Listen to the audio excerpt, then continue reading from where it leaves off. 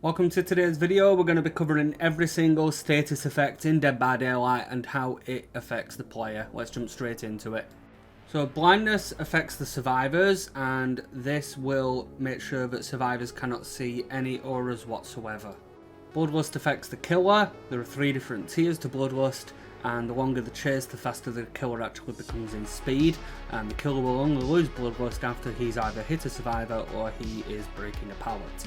Broken affects survivors, and it means that they can't heal other survivors and they cannot be healed back to their healthy state themselves. They'll permanently remain in an injured state.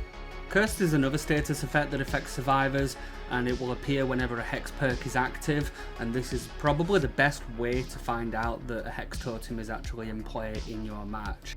Deep Wound also affects survivors, and it is important with this to mend before your 20 seconds is up or you will go into the dying state. As you go on further and further, your HUD will become darker as well. Endurance also affects survivors, and this is basically a free hit for the survivor. It prevents them from taking any damage in that hit while that effect is in place. Exhausted affects survivors, and it basically applies a cooldown from using any exhaustion perks whatsoever. All of your exhaustion perks will share the same cooldown, and it's important to also remember that when you are taken off hook, your cooldown will reset. Exposed will affect survivors, and it basically means that any survivor who has the exposed effect can be one-shot by the killer regardless of what their health state is. Haemorrhage affects survivors, and it will make sure that your blood trails are more noticeable for the killer because you end up bleeding a lot more while you are injured. Haste affects both killers and survivors. It means that for a survivor you will walk and run faster, whereas for the killer it means that their base speed movement will actually be a little bit quicker as well. Hindered affects survivors, and it's actually a role reverse to Haste. It means that your base movement and your speed for walking and running will be slower.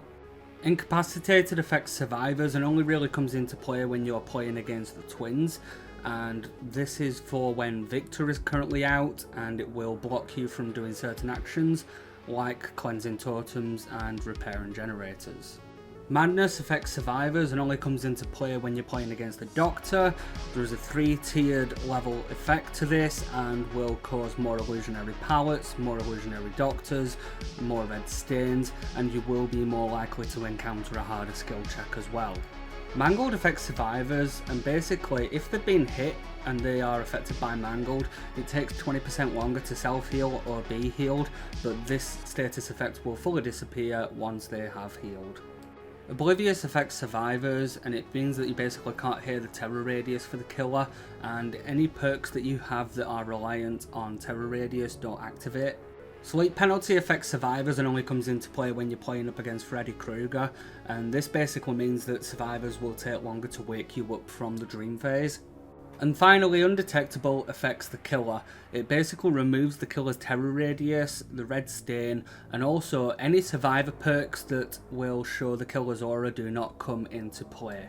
And that covers every single status effect in Dead by Daylight. If you did enjoy the video, don't forget to give us a thumbs up, leave us a comment, follow us, and of course turn on the notification bell so you know whenever we post any videos on the channel, and I'll catch you guys in the next video.